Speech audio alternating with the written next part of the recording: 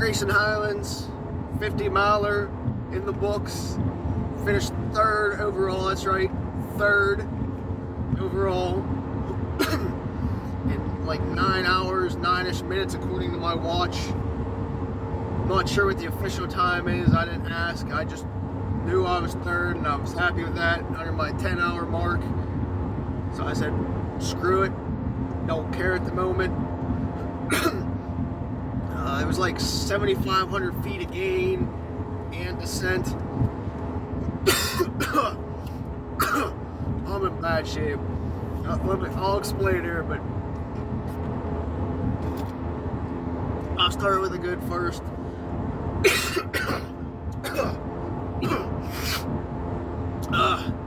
But yeah, I drove down last night 6.5 hours. Stayed at this Country Inn General Store, which is like 3 miles from the park entrance. So I might have had maybe 10 minutes at the most to get to the start-finish line and pick up last night. Long ass, boring ass drive. 100% accurate. No ifs, ands, or buts about the drive. It sucked ass. So I checked into the hotel. Luckily, I got there before 6. I didn't realize they closed at 6. I got there at like 20 till. Whew. Wish I would have known that. Would have left a little earlier. Checked in, then went up, got my bib, hung out for like a half an hour-ish. I mean, only a few people came, and I tried to talk to a couple people, but it was about it. Tried to get some intel on the race. Went back to the hotel. Got myself situated, ate my supper. Shower, pooped. Brushed my teeth, got ready for bed. Separated my stuff for Grayson Highlands and Pittsburgh Marathon. Took my Pittsburgh Marathon, everything I didn't need for the morning of the race. Took it back to the car. Tried to lay down like 9:30-ish. That was an epic fail. I really didn't sleep at all last night. I might have got maybe 1 hour of like REM sleep.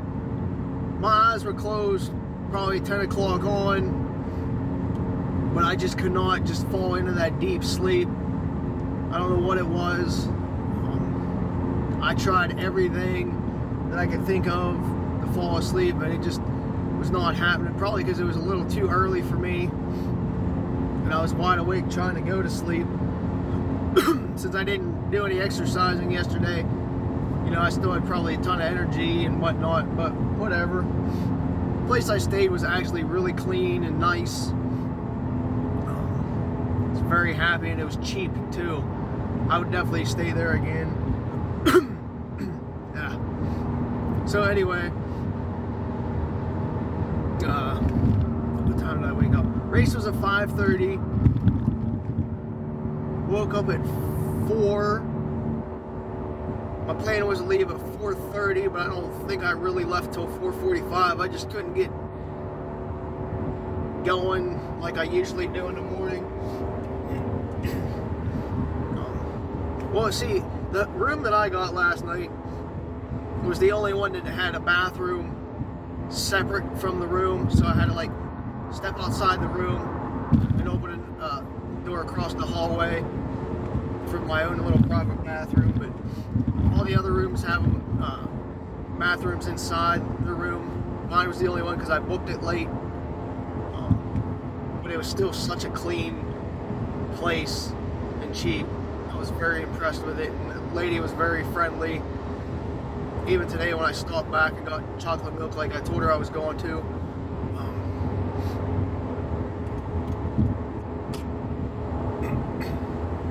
So yeah. Anyway, so I get there probably like 5 this morning. You actually have to pay, you're supposed to pay $10 to get into the Grayson Highlands State Park. Last night the DCNR, I guess is what they are down here still in Virginia, They just said, oh, you're going for bid pickup, just go ahead. So I didn't have to pay last night. And this morning somebody paid for me because they only had a 20 or something, I don't know. Either way, I didn't have to pay that fee, so that was kind of cool.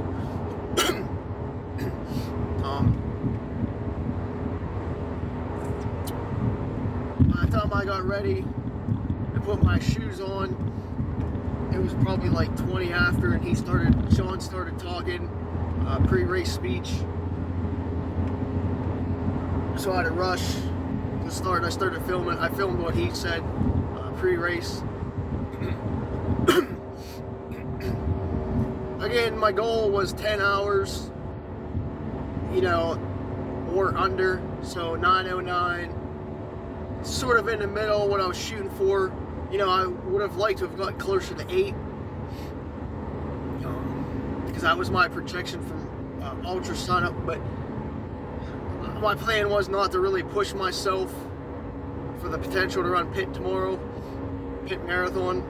So I was trying not to blow up or burn myself up, but I did, which I'll get to here in a couple minutes. It was 37 degrees at my hotel, 43 at the top of the hill, like where we start the race. Now, to give you a little background, the start and finish is the highest point, or a couple feet from the highest point in Grayson, Highlands State Park, which is over 5,000 feet above sea level, which I live at like 13, 14. I might, like Laurel Highlands, I think has like 22, so like in PA, we're no more than really like, I don't think 24, 26 above sea level at any point. I could be wrong, don't quote me on that. I'm not sure about the sea levels, but I know it's not 5,000 plus feet above sea level in PA. So it was a new experience for me. And it was just kind of weird that the higher elevation was actually higher temperature, and other people said the same thing in the morning. They thought it was kind of like backwards what everybody was calling for or expecting, which was awesome. I gotta say, it was awesome. It was night. Not that I wanted it to be 43 degrees, but that chilliness this morning, I would say, saved my ass a ton. Let me see, I wore my Peregrines, I wore my Gators, my Oil Creek socks, compression 2XU shorts with shorts over top, cut off shirt,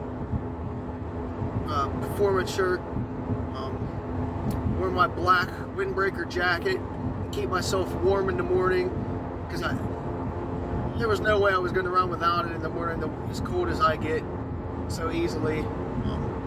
Maybe I should have, because I got sweaty really quick, but either way, had a neck gaiter on, I had some cheap cotton gloves, and my hat, my trail hat, and obviously my hydration pack. I had my 2 20-ounce bottles in the front, my phone. I had a little cheater map that I made of elevation profile / aid stations, which I think I only actually looked at once, but it's one of those things that comes in handy, at least for me, most of the time.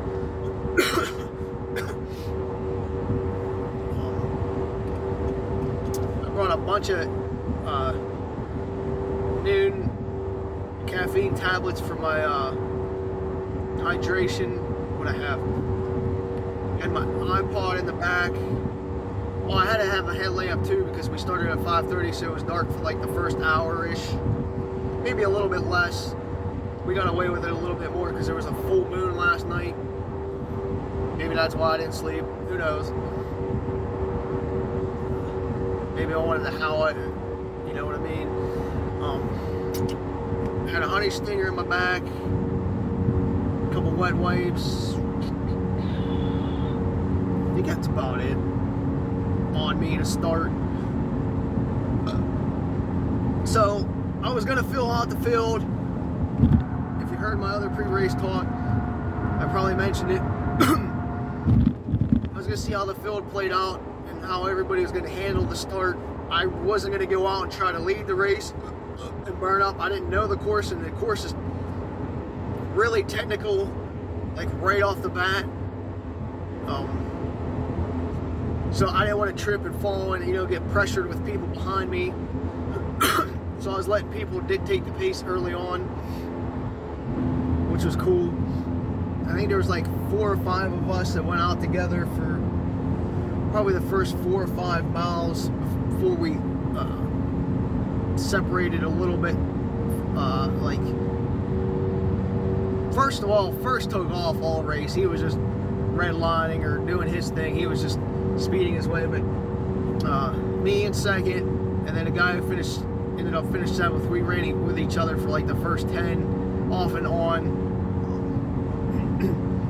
But it kept me under control early on, which was nice. Like, again, I would say it saved my ass from blowing up.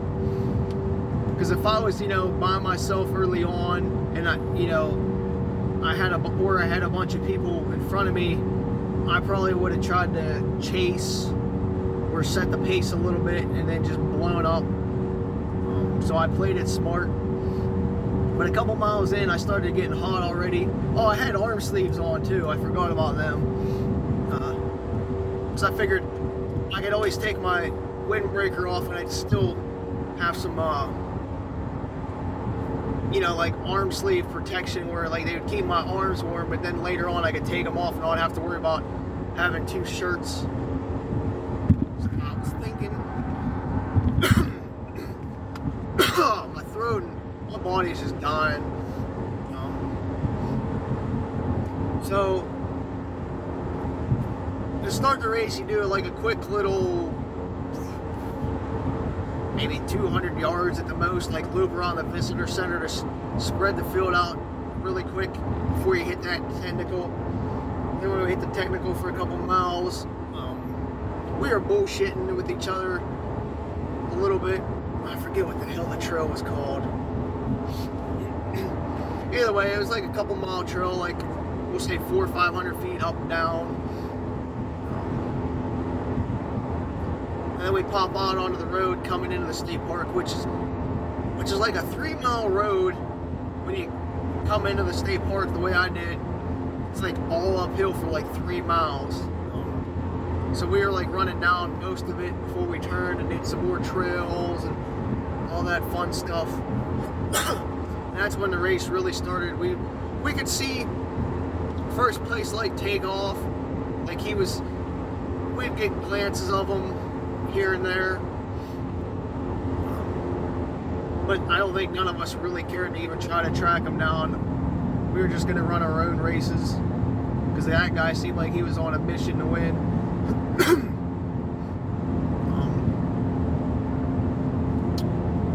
So yeah, we hung with each other for a while. Like I said, bullshitting and doing typical run races and, you know, what we watch on YouTube with races and stuff like that. So it was pretty cool to, you know, be able to talk with people and run at a comfortable pace, which, if you know me when I'm racing, I hardly ever get to run at a very comfortable pace early on. And so it was fun and it was awesome. And then we started getting into some of the other stuff. Like the main reason why I went there was to see the steers, longhorn steers, but mainly the wild, like, ponies. I guess they're not really horses, they're more of like ponies because they're smaller in stature. So like 5-6 miles into the race is when we first saw our couple, like the first couple ponies. We saw them 6 or 7 different times throughout the course. Not so much the middle of the course because I think we were more far away from where they were at. But either way, I got some pictures and some videos of them. Got to see a beautiful sunrise. Oh my God, the sunrise was magnificent this morning. Like, the stuff that I was seeing for like the first 9-10 miles of the race was beautiful. Like, it gave me so much energy, and I could just feel everything. Like, I don't know, I was just like radiating with energy is the only way I could put it. So I was really excited. But I did ditch my jacket at the first aid station, which was like 5.5. Yeah, so actually 5.5/6 miles is when we got into the horse area, because I know it was right after that aid station.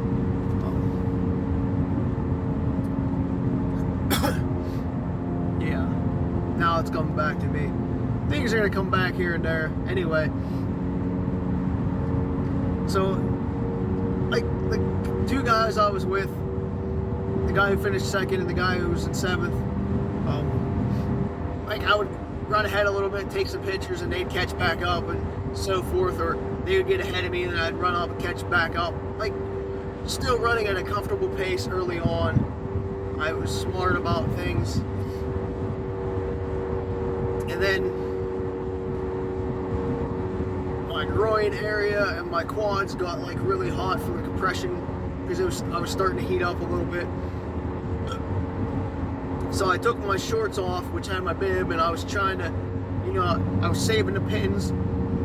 I was closing them as soon as I put them off the shorts. And I put the bib in my compression shorts because the left-hand side has like a pocket. I'm like, oh, it's gonna be good there. It's compression, blah, blah, blah. So then I was taking some more pictures. We were going down a hill a little bit. I was like, all right, I'm gonna put my bib back on the compression shorts now, because I took the other shorts off. Go to reach in the pocket, my bib is gone. I'm like, are you freaking kidding me? Like, I was like, how does it fall out of compression shorts? No idea. Didn't even feel it falling out or hear it.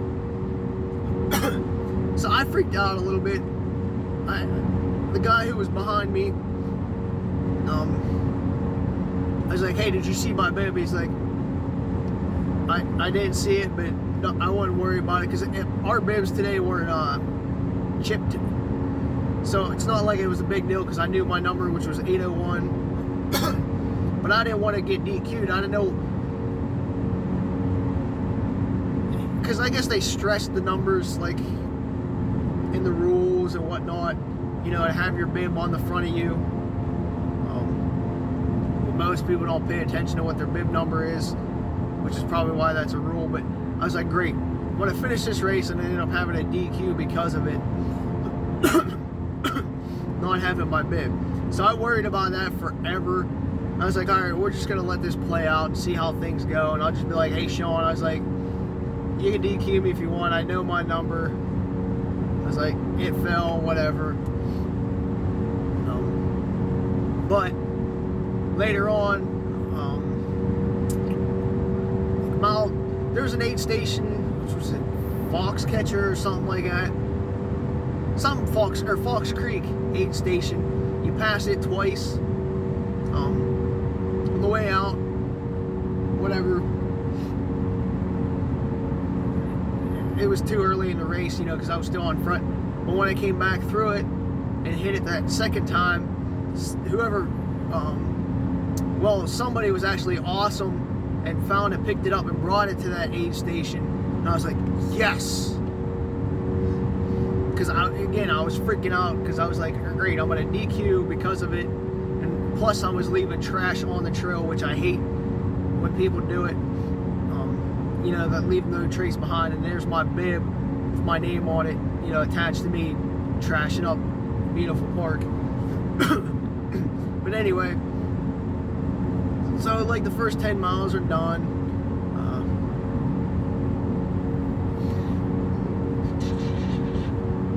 We do a couple, like, through some pastures and stuff. We had to like open probably a dozen gates during the race, keep like cattle in or the horses in different areas.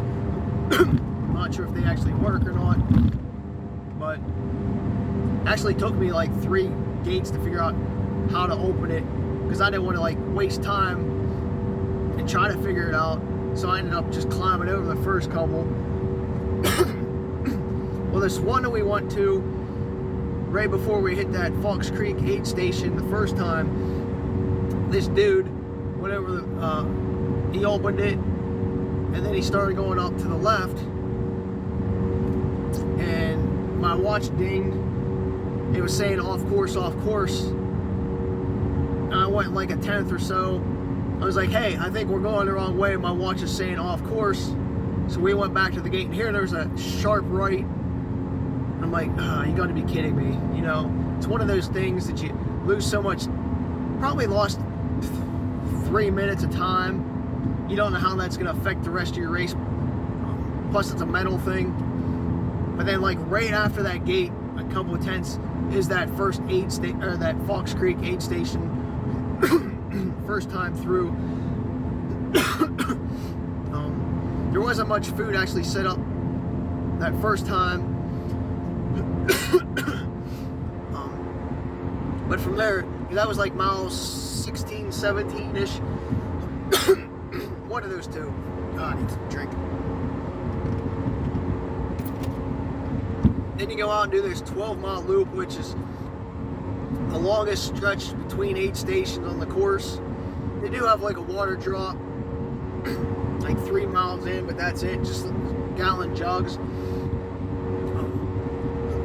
But it's still, even with those gallon jugs where they place them, so that like 9 miles you still got to go, it's still like the longest stretch between aid stations on the course. But as soon as you leave the aid station, it's like a mile or two of road, and then you hit some trails, and it's like uphill, and that's, you're hitting like a 5,000 feet above sea level like part, and I could feel it in my lungs. Like it was just harder to breathe, and like I could just feel like my chest, not like, just, you don't know, it's kind of weird. Like, you know, you're breathing in, you're breathing heavy, but I guess economically, or whatever that word is, you're not being really efficient with your breathing that high, like if you're not used to it. It wasn't really making my legs tired, but like my chest and head and stuff, I could just feel it was a lot harder to do things.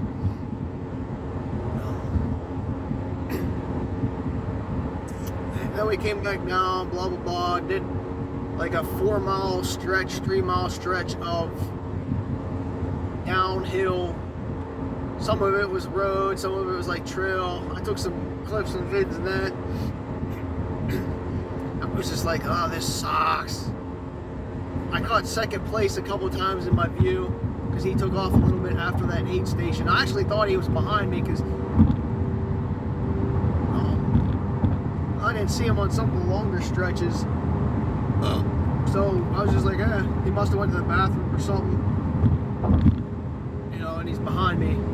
But he was actually still in front of me, but he disappeared pretty quick.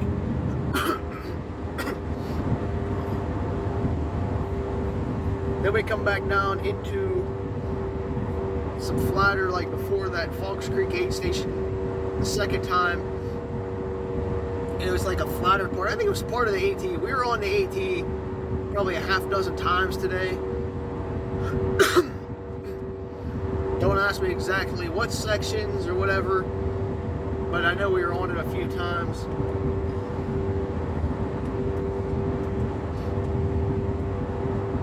But we were in this little flatter section, and then we finally hit this one creek before the aid station, and I just sat down in it a little bit, got my calves and my quads, you know, washed off, rejuvenated a little bit. I was dying. Like from then on out, like bigger creek, things like that, I would sit down, well, not necessarily sit down, but kneel down into the water, just trying to keep my groin from getting wet, because I didn't want like my anti-chafe shit to wear off, and then my nut area and my gooch to get like raw. So I was trying to be careful of that. Then I came into the aid station, and they actually had more food this time. I grabbed some bacon, potatoes, some orange, or look, mandarin orange things, or whatever. Well, each aid station it was fully stocked. I would like refill my bottles, stuff like that. Actually, the first time through it, I got a safety pin off this one lady so I could pin my shirt because I was having issues with my vest. Like the thing that I hooked up to my vest for today broke as soon as I started to use it. So I needed to pull my shirt up to keep my core a little bit colder, which helped tremendously. And then, let's see. Trying to give you a good play-by-play. Since it's 50 miles, I should have a bunch. Well, we sort of headed back the same way we came, to start for like a few miles before we branched back off into some new stuff. And that was when we came into Fox Creek the second time. It was like 27.7 to 28 mile range out of the 47. I think it was really only like 40. It was a little shy of 48.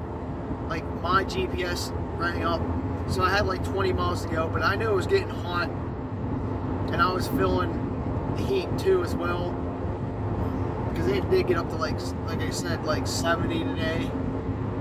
By the time I was in that Fox Creek too, it was off 60. Well, at least it felt like it.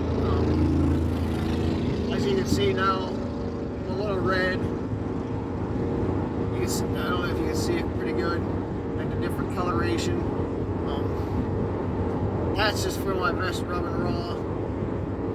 From the other week, I rubbed it some more today, but whatever. But after that aid station, I think the race sucked a lot. Like, we were just out in the open for so much of the rest of the race, and that sun hitting on you, and the humidity, and like the type of terrain that we were in, it just sucked all like the moisture out of you. And then if you're sunburnt, you're obviously going to get dehydrated a lot easier. So I continuously got in the water, dipped my hand in, tried to like keep myself cool. It was rough. And then we did like a 4-mile stretch back up a hill that we actually came down earlier on. I think between mile 10 and 16 range is when we did it. And we repeated that. We repeated a 15 to 20-ish miles today, which I think we could have did a little bit better using different things, but whatever. But it was like steady climb for like 3 to 4 miles, and I'm just like, this is horrible, because you're on like this area, like even like the rocks and stuff are just like sucking the moisture and the, liquid out of your body, and you're just dying. But there was this like unofficial aid station that had some ice that I grabbed real quick, and that cooled me down. Put it on my wrist and my head, and tried to rub it on my body, and that helped for a couple minutes. But again, I was just trying to keep my core temperature down all day long, because I knew I was getting into one of those bad spots. So from there, at that unofficial aid station, that's where we met up with the 50Kers, which was sort of nice, because the rest of the race, I necessarily wasn't running by myself. I would say 75% of the time I still had somebody in my view, which was nice, because not that I was chasing anybody down, but just to be able to see a person, not just run by yourself. And it gives you like a little bit of a reassurance that you're going the right way. Helped a lot. But I was just like blowing by people left and right. I didn't get past once during the whole race, except for the guy who finished second. You know, I was ahead of him a little bit at one point, but not that that matters. So after that unofficial aid station, we go and do this one little out and back to hit the official aid station, and there was like 2 creeks that I just like sat there for like 30 seconds. I was like, I am dying. Like, I'm surprised like people didn't show concern, because I know I had to have the look on me. They must have thought I was like a 50 care or something, but I was always waving to every person, you know, whatever, as I passed them, you know, saying hi, being courteous. Did talk with a few people a little bit, a little chit chat.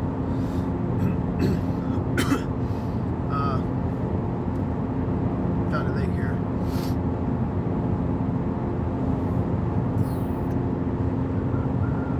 Yeah, so I hit that aid station, which was nice. Not that I wanted to do an out and back. Even might have been somewhere between a half mile and a mile out and back.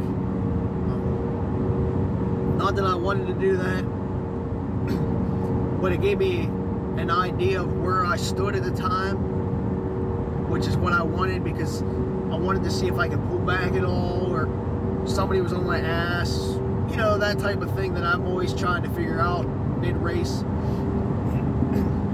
Well, right before the out and back started, like where I would be taking a left, and the people going out to the aid station would be making like their left. Like right there, like I shoot you not, is when I saw the guy. Well, I don't know if he finished 4th or not, but he was the first other 50 miler that I saw, and that was 7 minutes after I left the aid station. I remember leaving that aid station at 6:05. So I saw him at like 6:12-ish, give or take a few seconds. I don't know what it was, but I know it was 7 minutes something, whatever. So I was like, all right, I got a 14-minute lead at the moment, because, you know, he's going to go out and he's going to trace him back. So you got to times that 7 minutes from when I left the aid station to seeing him, and then whatever time and he was at the aid station, we'll say like 2-3 minutes tops. So it's like, all right, so maybe I got like a 16-minute window. But again, at that point in time, I would say I still had like 16 miles left. I think that's what my watch said. So I was constantly thinking, I was like, there's too much time left in this race, that if I do something stupid, that I'm just going to get overtaken.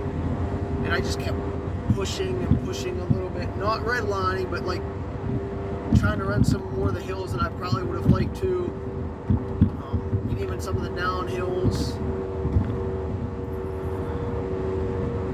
But again, there's longer stretches like uphills or downhills that you could see for like once you got to like a turn or something. I was always looking back and I was like, all right, so I still got at least a couple minutes of a lead. You don't know how much is going on behind you. And again, with me,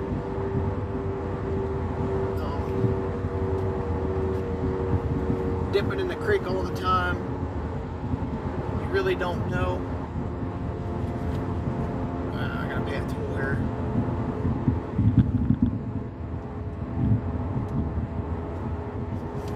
West Virginia and their tolls. It's almost about a PA.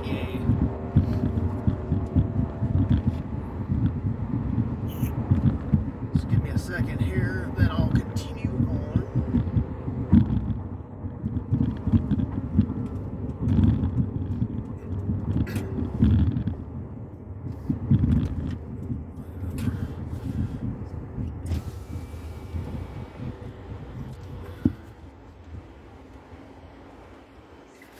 Oh. Thank you.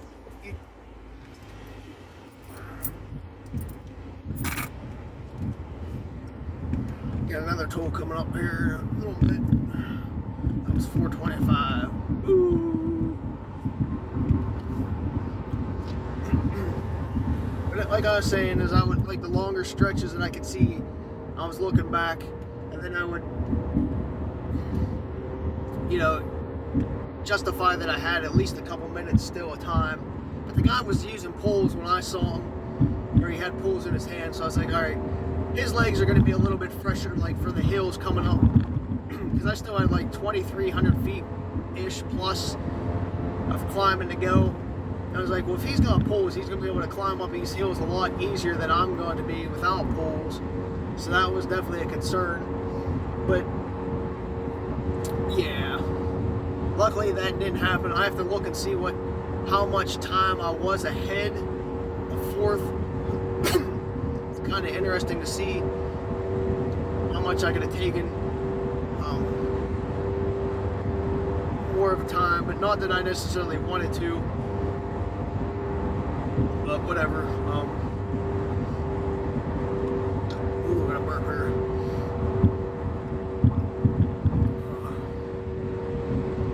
But the reason why I say like that, after that Fox Creek 2, the race sucked because we were out in the open and it was just so hot and humid. Like I wasn't having a good time. I mean, I was in like the danger zone.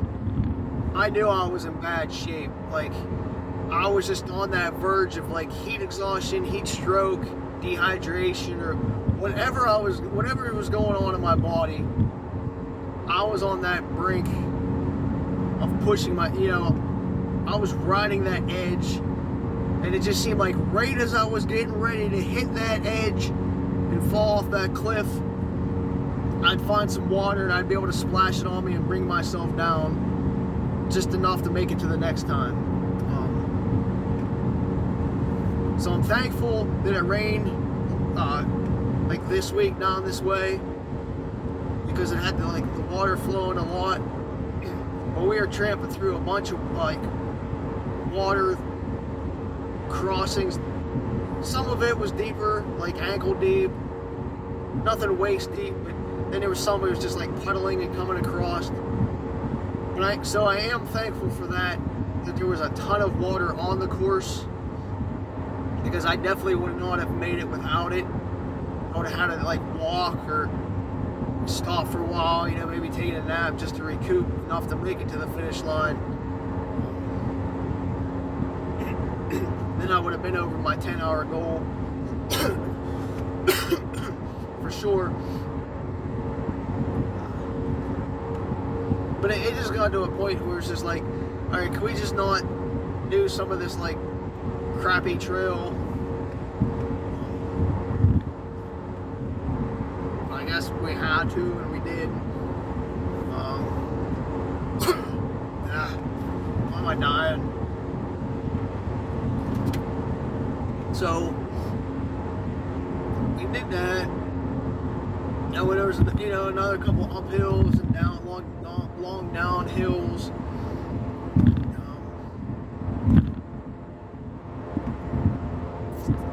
I can't remember when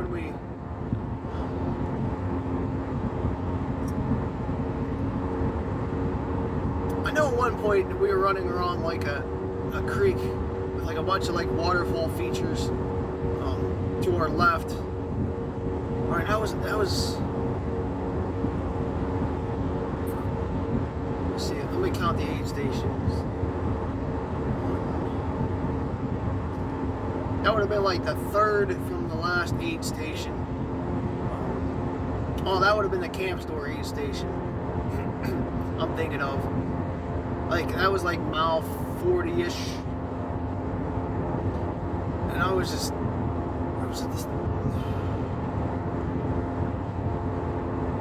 I don't know, whatever. And I know whatever the camp store aid station at like mile 40, I was like really struggling. I was like, all right, I need to refuel a little bit. And I was hoping for my fit aid, because I left the fit aid there, and I left the fit aid at Fox Creek for the second time through, which helped recover a little bit. But I had to poop in the woods after Fox Creek. And as we were going uphill, I just went off the woods, and I was like, man, it's coming right now. Thought I was actually gonna get passed when I was pooping. because I didn't know if I was actually going to be able to stand back up while I was pooping. Plop down on a nice log while leaving a log. It was actually not really a log, it was more like a clump, like a cow patty. Anyway, so I come in the camp store and I was a little bit upset. They had some good food there. They had some pickle juice. And I was looking forward to getting hydrated, but at the back of my mind it was like, alright, don't know when this guy's coming, you can't piss around here. But I had that fit aid in my mind. I was like, alright, this is going to give me such a boost of energy and recover a little bit so I can make that final push, like the last 7-ish miles, 8 miles. Well, the thing that upset me about that is they left our drop bags out and the sun was hitting them. So I'm trying to drink this fit aid and it was like drinking a coffee. It was just so hot and miserable. And I'm drinking it, I'm like, man, my stomach's just turning instantly from it.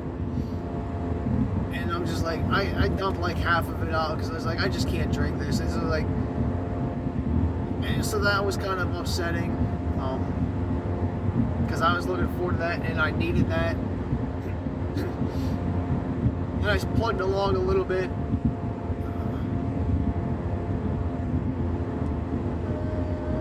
I think that was before that creek like was to our left. I could be wrong. Yeah, it was before the creek was to our left. I'm plugging along, you know, it was going downhill and it got a little bit technical along that creek section.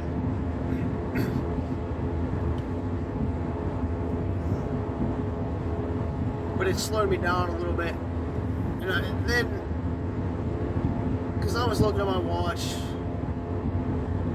and I'm like, all right, I got like 6-7 miles to go. I was like, you got this. I was like, you know, maybe an hour and 20 minutes will take you, give or take. You never know what happens. And we had a nice couple miles of like runnable-ish section.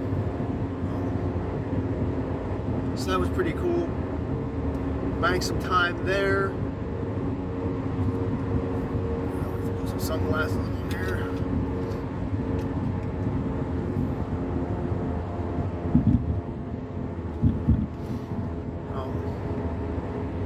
So I was getting back into the groove because I don't even know what my pace was. I would say it was probably 12-ish minute mile. I don't know. Because the pace was saying like 12, but I think I'd have to look at my watch after I upload it. I don't think it was actually 12-minute miles. It might have been like 10 or 11 or something like that. Or 9 in some sections. But I was getting kind of aggravated with my pace. And I was like, whoever's behind me's catching up. You gotta start doing a little bit more. But I couldn't find that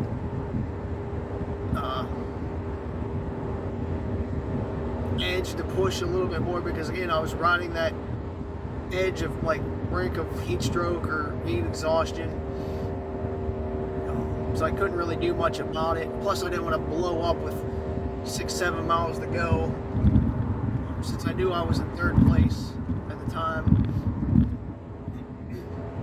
So I plugged on, and then I came to this, I think it was the last aid station. There might have been one more in between, but whatever. I came to this aid station. Yeah, it was definitely like, yeah, whatever this last aid station was, I was like, all right, my watch is telling me I got like 2.5 miles to go, roughly, with like 1,100 or 1,400 feet of gain. I was like, all right, I got this. And then to get to the aid station, they're like, oh no, you got 4.5 to 5 miles to go. And I'm like, are you freaking kidding me? Because I knew Sean made the course longer than last year, because it was a little bit short. Well, even this year was still a little bit shorter, but you don't know with like switchbacks and the hills and valleys we were in if it really reads everything. But I'm like, are you kidding me? I was like, there's no way I'm going to be able to like hold off anybody or put up any of a fight for 4.5 miles. I was like, I could have held it on for 2.5, but 4.5, I was like, man, I don't think I can. So I got pissed. I was like, are you serious? And they're like, yeah, 4.5. But here, after I finished, that was more like the 50K that had 4.5. I had only that 2.5 to go. Still had that 1,400 feet of gain, or 1,100, whatever it may be. So it's like, thank God I didn't have to do 2 more, because I was just getting beat. And since there's no more aid station, there was really nothing else I could do. I had the water I had on me in the noon was just so warm, it was kind of miserable to even try to drink it. My tongue was like numb at times, just probably because there's too much like caffeine or electrolytes going through my system. But a couple of those miles, well, maybe a little bit shot. Oh yeah, right after the aid station, we're going uphill, and it's along the road, and it's like an asphalt road. It's not like rocks or gravel or anything like that.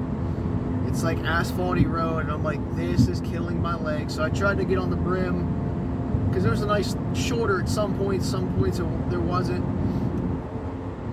Passed a couple people in the uphills, but I was just ready for the race to be over. And when they told me at the aid station there was 4.5, I sort of shut down a little bit mentally. I was just like, fuck. I just didn't want to do 4.5 more, to be honest with you. So I'm plugging up this hill, looking back all the time, because you can see long stretches. I was like, all right, any second now, whoever's in the 50K that's in 4th place is just going to come up and just kick my ass and take 3rd over. And then I just blown the race, you know, when I'm in 3rd for like 40 plus miles of it. Well, top 3, because I was 2nd at some point. And I'm just gonna like blow with like 2 miles left. I was like, this is just gonna suck ass. I was like, this is such bullshit. So I was just getting down on myself and then the race in general, because I just got tired of like probably those sections that we were running. Like once we met like the 50K people, like that, like from then on, I was just basically ready to be done. I just didn't enjoy the course. I feel that the course is really difficult in terms of like PA races. It just, I don't know, like the first like 10 to 15 or even 20 I'm alright with, but then after that I was sort of over it, because it's not as exciting. I did see horses a couple more times and some steers. I could, you know, hear stuff in the bushes, and then I would look up and I would just glance at a horse or something like that.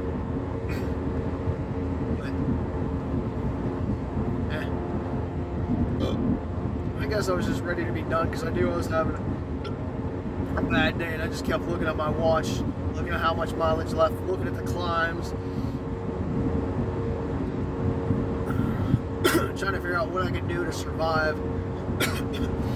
As I'm doing now, trying to drive.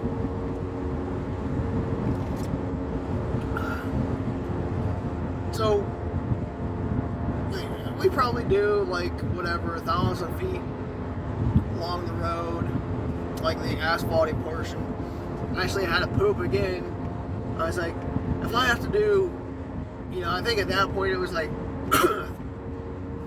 from my calculations from that aid station, like 2.5 to 3 left at that point. I was like, if I have to do that, there's no way I'm going to hold this in. I was like, I'm not going to feel relaxed, and I'm not going to have a good time unless I poop. So I had to go off the road and find a quick little like plateau to poop off of. Or take a nice squat. Immediately felt better. Then I caught back up with some of the people that I passed earlier that passed me while I was pooping. But they were saying it's the same thing. It just sucks having to go up that much. At the end of the race, like on like the asphalt,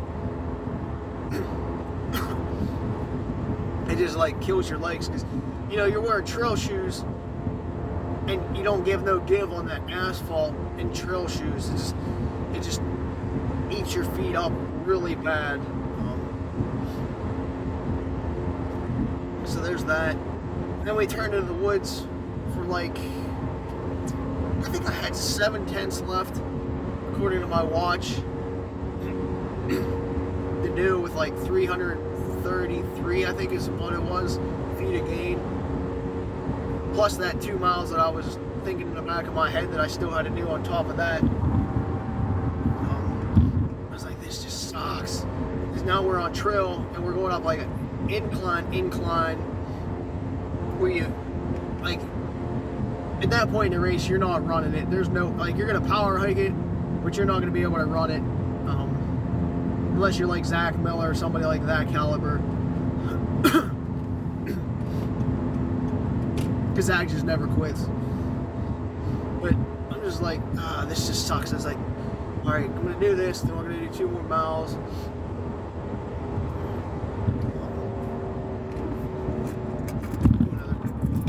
Here's the other tool.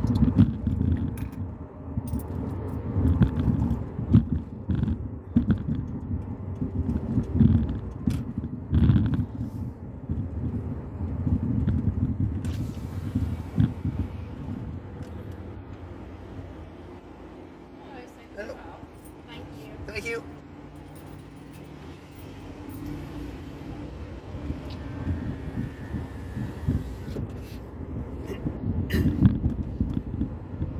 So yeah, going up the hill.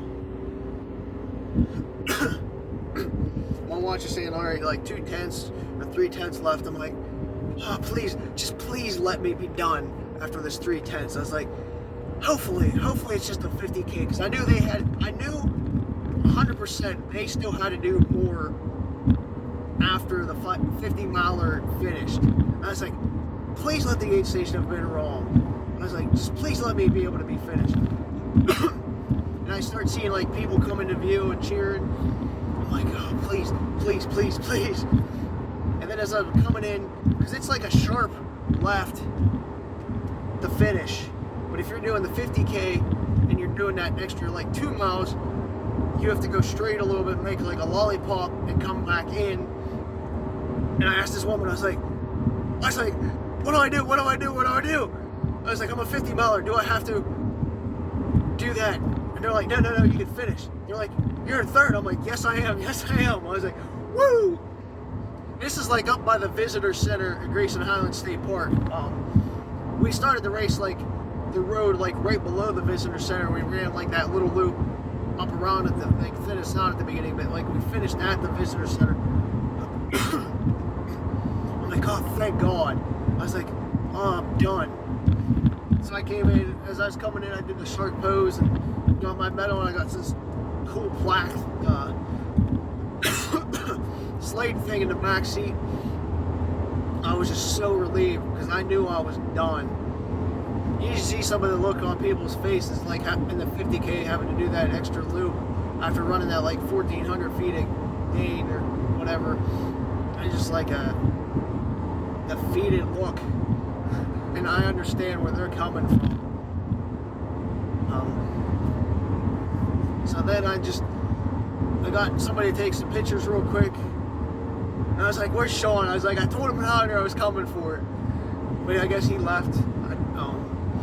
Then I laid in the grass on my stomach for like 10-15 minutes trying to get some of the acid back into my calves. Then did the walk of shame down to my car, somehow changed. I was like, well, I asked these couple guys down there, I was like, where's the food at? You know, being from PA, we're used to like a smorgasbord of food. They're like, oh, there was just some chili up at by the finish line. I'm like, that's it? They're like, yeah. They're like, here. I was like, man, I need food. I was like, shit, I'm dying. You know, because, let me see, my watch is saying I burned like 6,100 calories today. I think it was like 55 or something when I finished the race. And I might have taken in 2,000. And that's it during the whole race. So I was definitely calorie deficient too. I knew I needed food. So I was kind of upset at the food options after the race, because again, I'm from PA where we have like a smorgasbord and tons of options and stuff. and all they really had was like chips and some pop and some chili.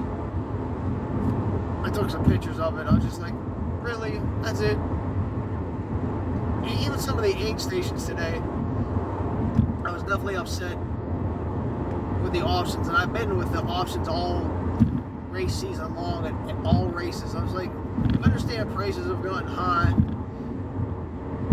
but like it just seems like everybody's skimming on aid station food when, you know, people count on that, so they're not carrying like 15 pounds of food with them for whatever they may need, and like as they have been in like past years.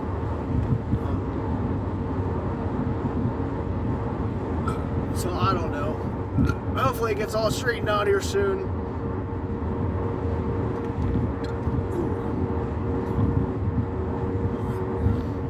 Whatever. But I was happy with my time, like 9:09-ish. Again, I finished third, so I can't complain. Because again, that was, you know, not going in, as I said, I was projected to be like a top 5. I was looking at the other people scouting. I was like, I could probably do a top 3 if I push. But not having pushed or tried to race and, you know, tried to enjoy the things early on did cost me at least a half an hour, if not more, just because that stop and go just takes a toll on your legs so much. And I know it really caught up to me today. And again, the heat sucked so bad today. You know, when you go from like 30, 40 degrees for weeks, you know, in PA, and it rained all week, and then you come down here, it goes from like 40 to like 70,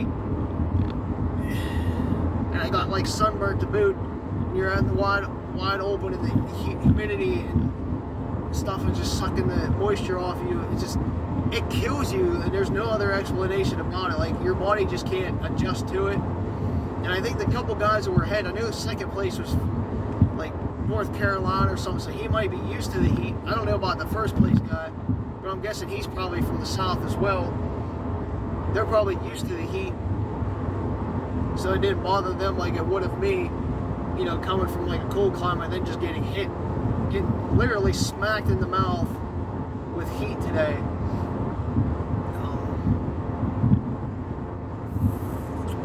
So yeah, I did get a bump into Sean after the race, and I was like, see, I told you, Niner. Not that I really thought I was going to, but whatever. I talked to some other people at the finish line for a couple minutes, like with their GoPros. I saw the one guy with like a GoPro. I don't know. I mean, it was a really nice race experience early on, like again the first like 10 miles, but after that I sort of lost interest in the race.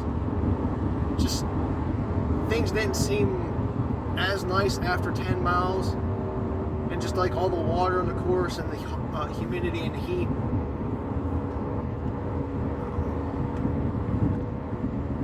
I don't know. And then some of like repeating the hills, like the 3-4 miles of steady uphill or downhill just suck.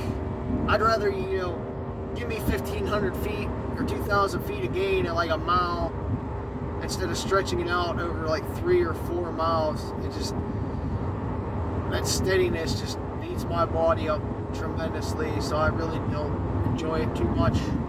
But in PA, you're either going up or you're coming down. You really don't have too much constant steady over like a mile, maybe a mile and a half at the most. So that's what I'm used to more than anything. But you don't have that.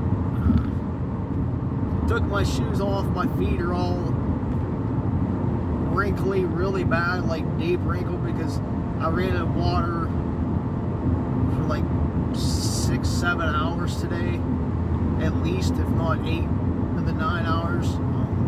So my feet were wet pretty much all race. I did get like 2 blisters on the back of my heel, which is unusual, like the actual heel. I didn't pop them right away, but there really wasn't too much in them, but I knew they were blisters, and so we'll see how big they get when I take my shoes off when I get home. But I'm driving home. I'm not going to Pittsburgh Marathon as of right now. I don't think my body will hold up at all to a marathon tomorrow, even if I do it for fun. And I actually want to sleep in my bed. My buddy said I could, come and share a room with him. But the smarter move right now is to just drive home, shower, relax in my own bed instead of trying to wake up, because I want to take care of my feet tonight at home, massage my legs properly, try to recover a little bit. So I don't know if I can take a marathon pounding on my legs tomorrow. So we'll see. I'll still set the alarm for 3. If I get up and I'm just screw it, I'm going to say screw it, because I bought the insurance for the race, and I have a logical reason why, just because if I wake up and I feel like shit, it means my body would not be able to run it, and I just put myself in the race itself in, I don't want to say danger, but, having to worry about somebody DNFing or having a heat-related problem, because it's supposed to be hot tomorrow as well in Pittsburgh, 60, 70. I don't think my body will hold up to another day like that after today.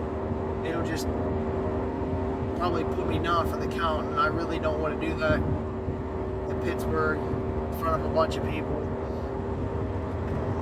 which sucks, because I was really looking forward to doubling up. But we'll see how I feel tonight when I get home, and how I feel when I wake up in the morning. Maybe I'll just jet down anyhow and watch people. Never know what I'll do. But, other than that, I guess it was a good race experience. The medals are cool. My award's cool. Got to talk to some cool people. And I got to see the horses, and I got to see the steers. Even saw a few deer, which, deer really don't excite me, but you know what I mean. I got to see a cool sunrise. Just see some cool mountains and scenery. So that aspect I really enjoyed. But after 20 miles, I would say I really didn't enjoy the course. The repeating part as well, and the lack of food after the race, and some of the aid stations, how they had my fit aid just in the sun, just cooking and boiling all day. It was kind of just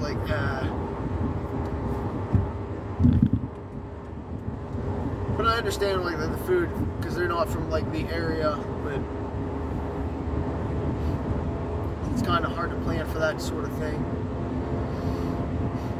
So I don't know.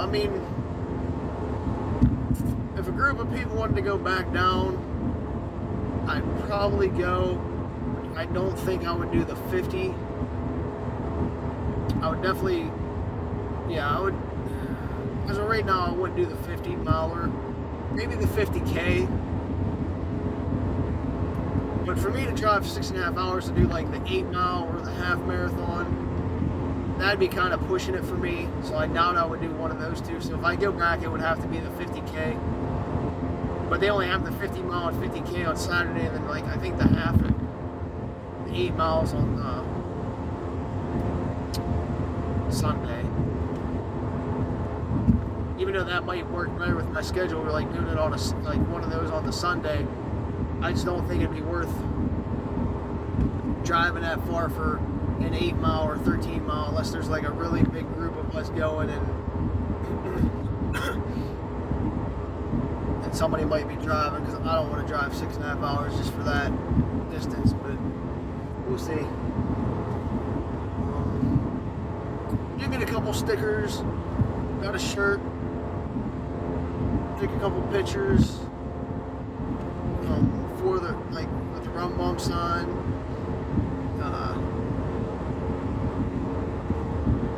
Again, I took a bunch of, I don't want to say a bunch of pictures, but I took some pictures of the horses and steers and some clips and videos of the stuff that I saw early on in the race that I thought was cool. And then I took some shorts or clips or whatever. Actually, there were more clips, different points in the race, you know, showing my face and what I was thinking about at the time, like how bad I was suffering and whatnot. So I'll post those at some point. So I ended up pooping twice today, which there were poops that there was no stopping them coming. And then I probably peed 8 to 12 times. It was definitely bright yellow. I tried to stay on top of hydration and food. My stomach just didn't feel like it was able to put down anything. Some of the stuff that I ate at like the aid stations, like I ended up like spitting out because I like was running away. Because my body was just like, yeah, you're not eating that right now. So I'm thinking the heat stroke or heat exhaustion part of it affected like me being able to like down food, which is unusual because I can usually like shove a ton of shit down my throat and be fine. And I definitely always want calories, so whatever.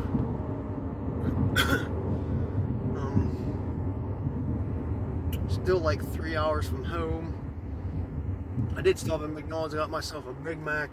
A little disappointed in the Big Mac. I haven't had one in probably a couple years, or at least a year. Some French fries, but it wasn't too exciting.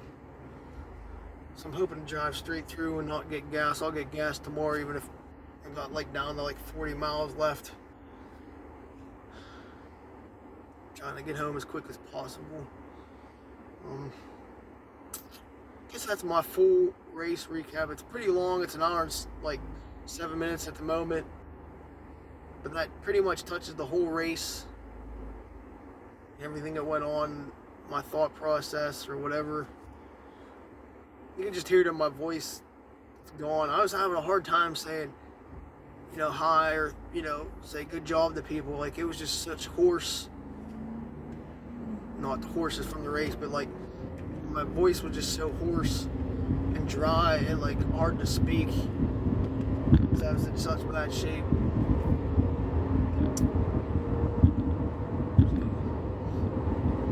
Whatever. Guess that's it. Hopefully I recover in a couple hours so I can run pit tomorrow. If not a loss for me after everything I accomplished the last couple weeks, so I'm not going to be upset about it.